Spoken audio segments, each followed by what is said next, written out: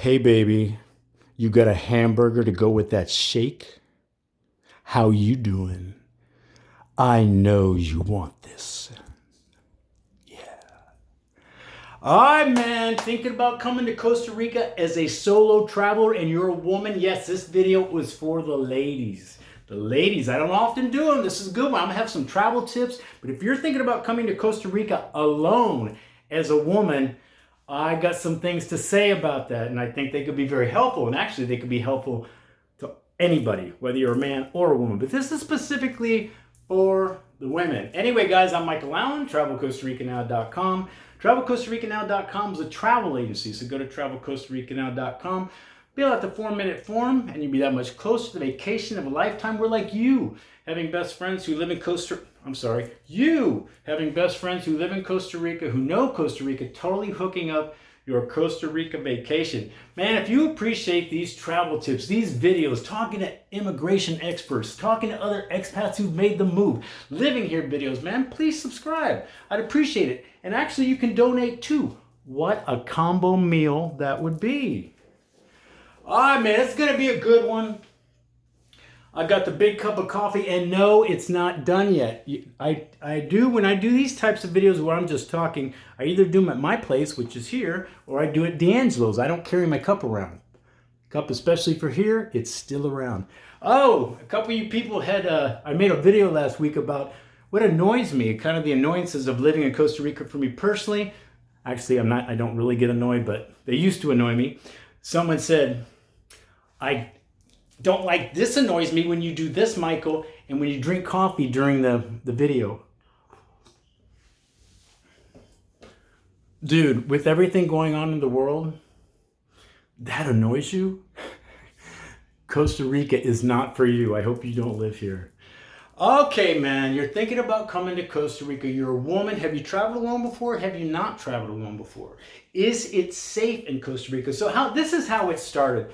Last year, Costa Rica passed a law, almost exactly a year ago. It was pointed to harassment of women in general. It went from everything from guys exposing themselves to catcalling to whistling to unwanted advances, those kind of things. And they actually made a law. And some of them was jail time and some of them were fines. But it was it looks good. It looks, if you know anything about Costa Rica, how they enforce that one, I would never know. The police are pretty inept here. I'm not even sure how that would all work, but I was going to make a video about it. But then when I forgot about it, I have a long list of videos that got out of my mind, but then I started thinking, started expanding the idea to women in general traveling here. And I was thinking, if you saw that article, you might get almost well, look what Costa Rica is doing. They're helping us women, and we have reciprocation from unwanted sexual catcalling and that sort of thing. No, I don't think so, really. You're a traveler. Are you going to stay here for the court date? And then, it just looked good. It was a very good mark. I'd be very interested. It's been a law for a year. I'd like to know how many people have been arrested for that, Anyway, forget that. That's not what we're really talking about. We're talking about you as a woman thinking about traveling alone in Costa Rica. Is it safe? I've made a lot of videos about this, and here it is. I think it is safe traveling alone, but everything bad that happens, all the ones that make the major news around the world, the traveler was by themselves. So what do you do with that? At first, I'm thinking, well, Costa Rica's, it's pretty safe, with some really just decent common sense things. It is.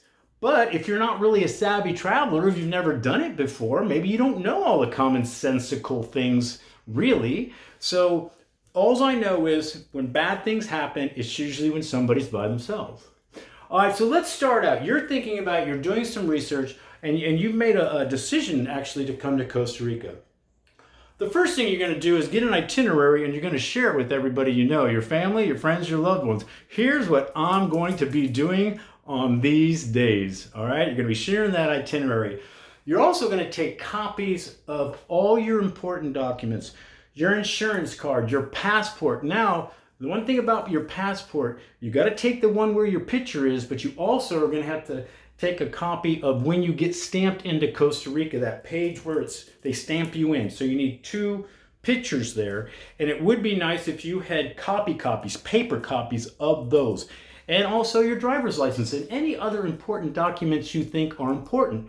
So you have the paper copies, but of course you're also going to take the digital copies. You're going to take them on the camera.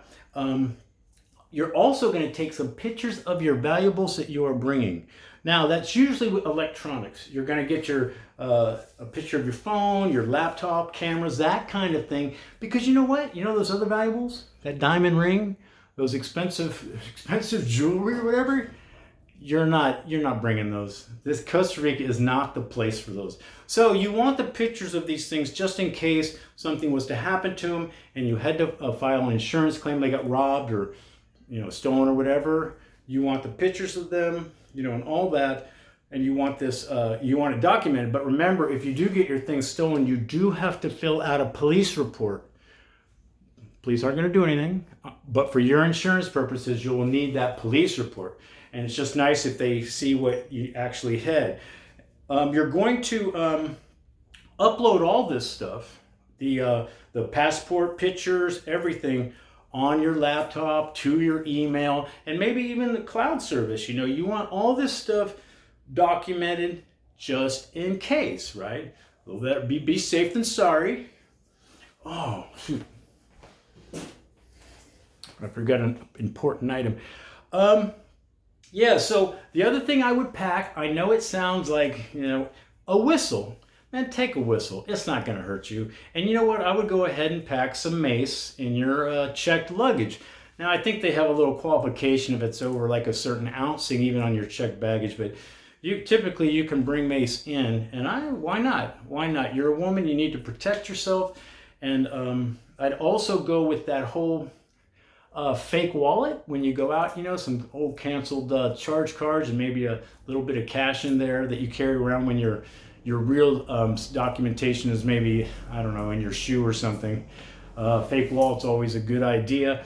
Now, I'm saying these things and you're going, oh my God, is robbery around the corner? No. But it can be, it could be, it happens. All right, so it does happen. We're just taking precautions. There's not a robber waiting around every corner for you. So again, the whistle, maybe a little bit of mace, in your checked luggage, the fake wallet. Now see, even me, I don't carry mace. I carry this everywhere I go except the gym. I leave this house, I carry a knife. Now I carry a knife for a bunch of reasons. Maybe to open something or a box. And protection. Have I ever opened it? No, never. And I've carried a knife for years. If you ever see me, go, Mike, do you really carry a knife? And I'm going to go, yes, I do. But I've never used it, never pulled it, never tried to, intimidate or anything with it. But I do have it, and it kind of offers me at least a little bit to make me feel like if I'm, if I was to encounter something that, maybe I have a little bit of recourse or something. Okay, so now, if bad things happen to women, whether it's catcalling, harassment, trying to steal something from you, where are the things happening in Costa Rica that you have to be extra vigilant? Know your surroundings. No, I'll tell you where. Riding public buses. They're not going to really do anything to you personally, but you better watch your luggage on that rack. You could even put a little zip tie around it so they can't get it off. That is a thing here. It does happen. Let's say frequently, because they're not going to face you on that. They're just going to be a couple of them that get on the bus. Maybe you fell asleep. They'll take a bag and get off at the stop. That is real. Non-confrontational to you, but you don't want to wake up with your bag missing or any other valuables missing. So the buses, also the bus terminal, some sketchy bus terminals in San Jose. You might get those cat calls, those, they're eyeing you or whatever, so be extra vigilant there. Taxi stands, the same.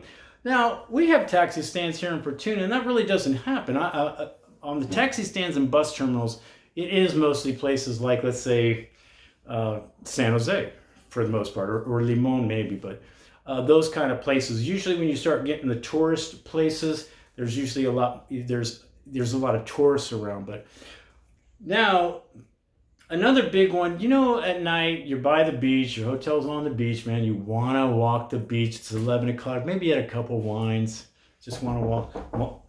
Busy? Yeah, I'm actually making a video. Oh, okay. I'm sorry. No biggie. Yeah. Say hey, I'm right around the corner. All right. Adios. I never get guests. So what was I saying? Yeah, the beach. So you don't want to walk alone on the beach at night. You just don't. Especially, I would say, Puerto Viejo may be a little worse with this. Well, no, I'm not even going to do that. Don't walk alone on beaches at night. And that's really for you guys too, really, in a sense. But mostly you women. I think it's a vulnerable time. You're by yourself. Maybe you're doing some self-reflection. Maybe you're a little buzzed or whatever. Maybe you're smoking a little bit. But not a good time. Either take people with you to walk on the beach or that. So, and really anywhere alone at night, you are not walking. You don't know this country. You shouldn't be walking around anywhere on the streets, really anywhere, just to be safe.